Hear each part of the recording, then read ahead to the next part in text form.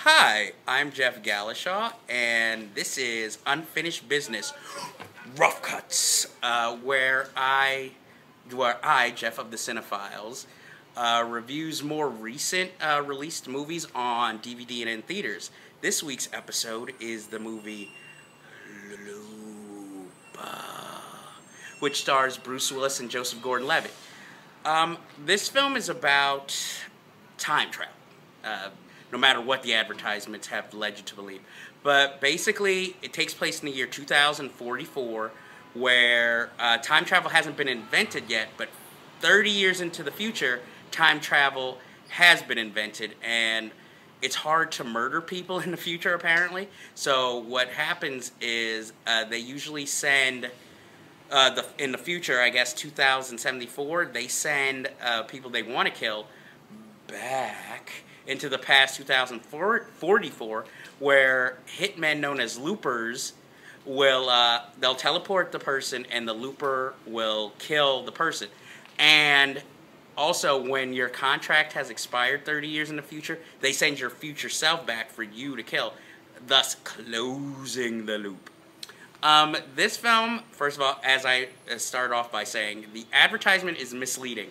They make it seem like it's, an action film, when actually it's more of a sci-fi fantasy that attempts to be a little bit more realistic. Like, when people die in this film, it's not as disposable as in an action film, where it's like, oh, an afterthought, like, oh, he's dead, okay.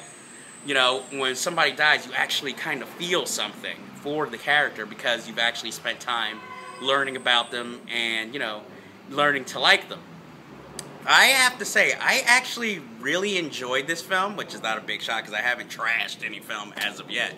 But while I liked the film, I didn't love it as much as I thought I would.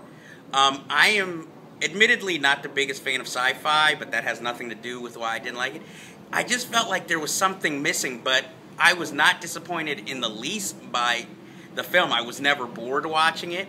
And even though it's not an action film, it is surprisingly violent, I would say it's a little harder art, and for some of you out there, there's a little bit of nudity, so it's not exactly, something you take the family to. But what I did like about the film is that it was very inventive, and certain things that you take for granted, like, okay, at first Joseph Gordon-Levitt's makeup, prosthetic makeup to make him look a little bit more like Bruce Willis, at first is a little distracting and you think it's stupid, but in certain shots you can actually see why they put it there, because, it's a little more, I don't know how you would say, it brings it around and really makes an impact when you see it.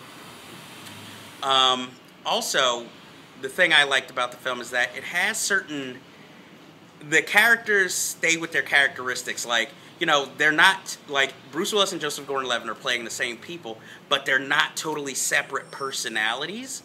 So everything that's true of the younger character is true of the older character. The thoughts, the passions, the determination, even the bad things to their personality. I have to say that I really enjoyed the film, and I think it is definitely worth checking out. The advertisement, I can understand they want to sell to a broader audience by making it more action-filled, but, obviously, you sell them that it's sci-fi, tell audiences that it's a sci-fi movie, a certain chunk of your audience is automatically going to not want to go see it. They're thinking, okay, I'm going to have to think too much during this film. And while, it is refreshing to see a movie that makes you think while you watch it, it also has no problem entertaining you while you're watching it. And it's the best I've seen Bruce Willis, his best work I've actually seen in quite a while. And, he's really affecting in the role. And, it has enough action so that you feel like towards the end, like when there's like a lot of action scenes involving Bruce Willis, it just reminds you of like all his classic great action films.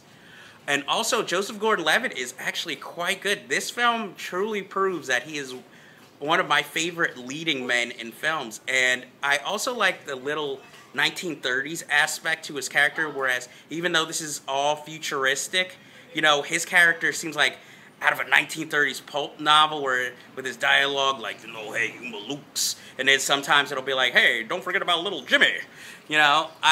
It's not all like that, but it's just like lines like that remind you of the old type of 1930s classic pulp and gangster films. And I have to say, Emily Blunt is in this film. I don't want to talk about the film too much and give any details away because it's a film that is best discovered as you watch it because it can constantly keep surprising you. But Emily Blunt is in this film, and this year she is becoming one of my favorite leading ladies between this and 5 Year Engagement, which she is quite good and quite fetching in. I have to say, I really like it. And I will have to say, other than Perks of Being a Wallflower, this is probably one of the films you should definitely go out there and see in a movie theater. It is definitely worth the ticket price, and I don't think you'll be sorry that you saw it. Now, do I have anything else to say about the film? Unfortunately, no, because I don't want to get into spoilers.